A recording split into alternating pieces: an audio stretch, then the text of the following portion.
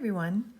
Today I'm going to talk to you about how to improve your brush lettering by working on double letters. So lots of words have two of the same letters together, but we often don't practice them together, and that's what I'm going to talk about today.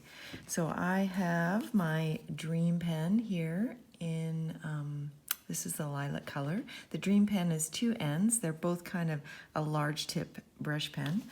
I have my deluxe lettering kit.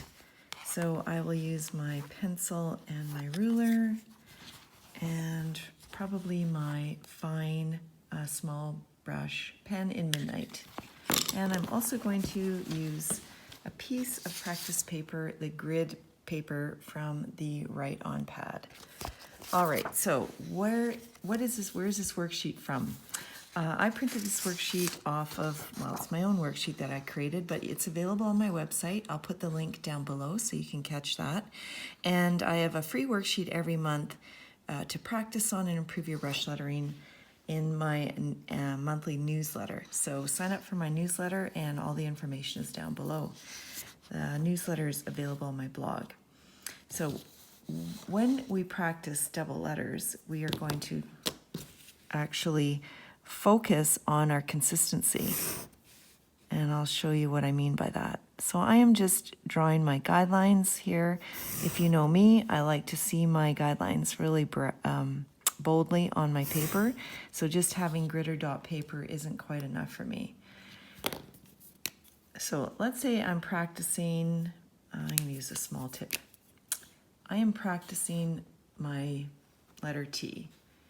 So I am going to have a light upstroke and then a thick downstroke, underturn like this, and cross my T. So if we're practicing our letter T, we'll just usually keep going like this and have them side by side. But there's so many words, that actually have double T's in them. So practicing your T's separately like this isn't going to be as effective as practicing them together. So let's do the double T together. And what ends up happening is you learn to connect your strokes better too. So I'm going to do the double T now. So I have my underturn, and then I have my underturn. You can see the big difference in doing the separate T's as opposed to the T's together. And usually we cross the double T together like this. You can have a straight line or a wavy line. I prefer a wavy line usually because it's more forgiving, and let's face it, you won't see a crooked straight line if you do this. Okay, so let's look at another double letter. Let's try the double B is popular. So two B's.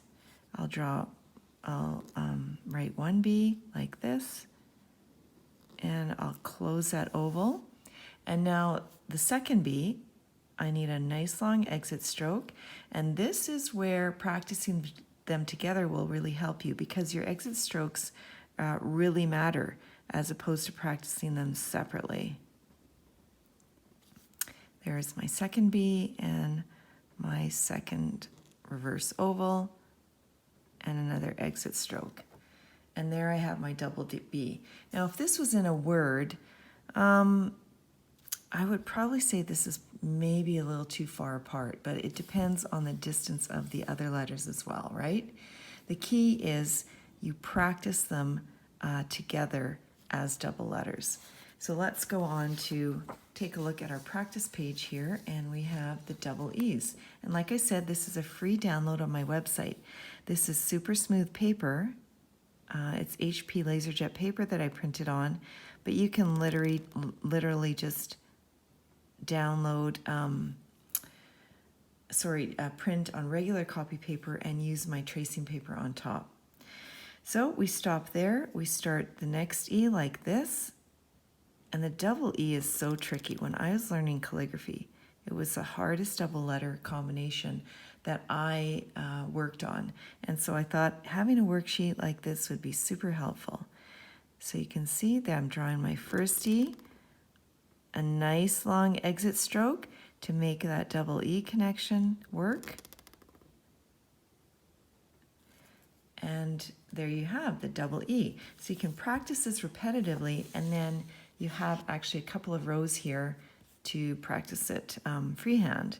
And then at the bottom, we have the same double E, but now it's the size of a small brush tip pen. So I'm going to take this pen and I will practice with this like that. Put my pen down here, up, push, release, and exit. Notice how slow I'm going because I don't want to have a heavy bottom there. I should zoom in actually.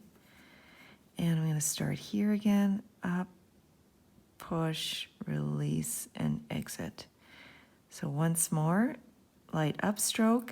I pick up my pen, I put it down near the end of that entrance, and then I have a second E like this.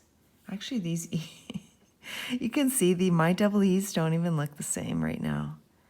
Okay, I should probably do this when I'm having a good day of writing. And this E looks different, but you get the idea. I guess the point is that you can practice a lot.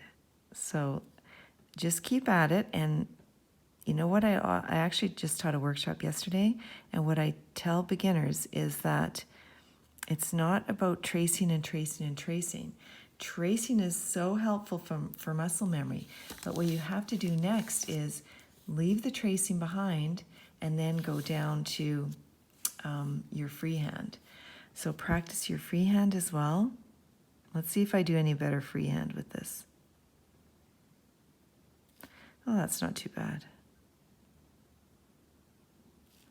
That's okay. They're not exact. Looks like I have to practice this more than you do. Looks like, okay, that E still isn't good. I have to do one more just to make sure I can convince myself that I can do a double E that looks the same. That's probably my best one. But let's keep it real. I mean, even professional calligraphers have to work at their skills, and that's a little bit better as well. Okay, so hope you enjoy this free worksheet and you practice your double letters together just like me and experience some success doing that. Thanks for watching.